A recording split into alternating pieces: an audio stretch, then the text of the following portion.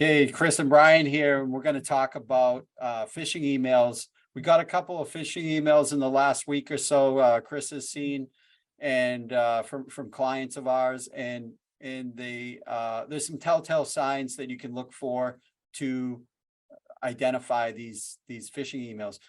Remember, a phishing email is an email used to try to harvest your credentials. You click on a link or a button or something, and you put in your credentials, and then it goes out to the bad guys, right? In the most simplest terms. All right, Chris, take it away. So yeah, in this example here, we had somebody, it was a fake Microsoft 365 email, stating a user's password was, expired today. And if you want to please continue using that password, to click on a link below. The telltale sign here is it was coming, the display name of the sender is server authenticator. And then the email's info@lapellachef.com, which has nothing to do with our client in question here. So it's kind of a dead giveaway on this one.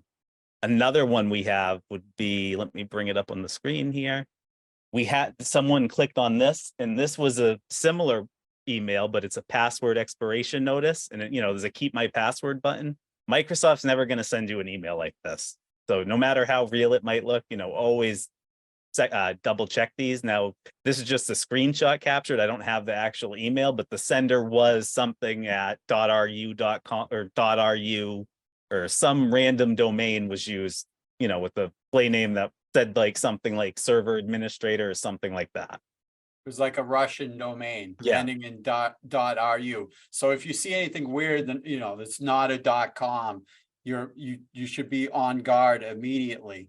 Now, what was the dance that you had to do in this situation? Because the user did click the button and potentially put their password into a form or something. What's the dance you did there to make sure that we lock down this account?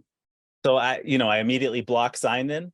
I reset the user's Microsoft password, and I reached out to on-site IT down there to also, in case she was using the same password for her domain account, to reset her passwords. Since she did click, someone else on site, scan the device with Defender or whatever tools they're using down there. And I also started reviewing the Azure AD sign-in logs and risky sign-in, stuff like that. That's pretty much it. Since the account was, since I blocked sign-in, the user couldn't sign in at all. And we had to assess the situation. Great. So I guess the lesson here is stop and think about these things, because it's a hassle for your IT. It's a hassle for you as the employee, because you have to go through all this, these password resets and everything else. Better to just stop and think, and then don't click if you're unsure. Delete the message. Okay, Chris, thanks a lot for your help on how to identify phishing emails. Yeah, no problem.